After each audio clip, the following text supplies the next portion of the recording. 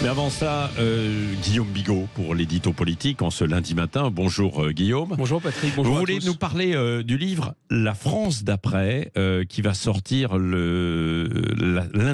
vendredi, c'est ça. Exactement. C'est le dernier livre de Jérôme Fourquet. C'est le petit dernier. Oui. C'est le petit dernier. Le bon docteur Fourquet ausculte finalement la France sous toutes ses courbes, sous toutes ses cartes, et il nous livre un diagnostic assez déconcertant. On reconnaît plus le pays, en fait, tellement les mutations sociologiques sont profondes. Je prends 3 exemples. Alors, on sait que les prénoms anglo-saxons, c'est un signe d'appartenance à la classe populaire, mais là, c'est vraiment très frappant. Il regarde ça avec des sondages et tout ça, et il montre par exemple qu'il y a pour la première fois dans l'histoire de France, il y a 2 députés qui s'appellent Kevin qui ont été élus à l'Assemblée nationale. Évidemment, ils sont dans un parti, le Rassemblement national, dirigé par un Jordan, par exemple. La banlieue rouge, absolument méconnaissable. Les 27 permanences du PCF font pas le figure maintenant à côté des 82 mosquées. Et puis, la déchristianisation très profonde. Et il prend un marqueur très étonnant, c'est le parti animaliste. Là où il y a encore un minimum de pratiques catholiques, eh bien, le parti animaliste fait aucun score. Voilà. Et donc, est-ce que cette France méconnaissable tient encore ? Oui, c'est ça. Et ces mutations sociologiques engendrent des bouleversements politiques majeurs. Oui, c'est l'un des grands intérêts du livre, de montrer que ces soubassements sociologiques, ces glissements de terrain sociologiques qui sont arrivés, ça y est, ils ont déclenché un phénomène politique irréversible. Ce qu'on prenait pour un accident électoral, l'élection d'Emmanuel Macron en 2017, ni de droite ni de gauche, et la fin du clivage droite-gauche, eh bien, il dit que c'est un avènement, et que cet avènement d'un monde nouveau, il est archi confirmé en 2022.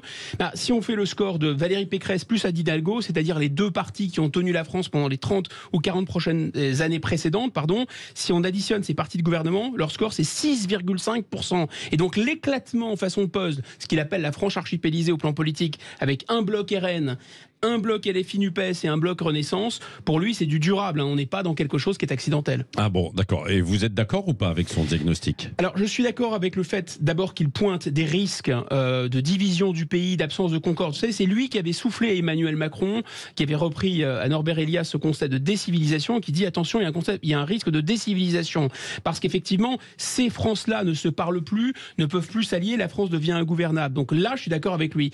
Mais je pense pour ma part que la mutation du système politique n'est pas été jusqu'à son terme. Et donc, comme le dit Gramsci, le nouveau monde n'est pas encore né, le vieux monde peine à naître, il peut y avoir des monstres dans l'entre-deux. Je suis pas d'accord avec le fait que Fourquet dise, quand il dit on ne reconnaît plus la France dans les cartes électorales.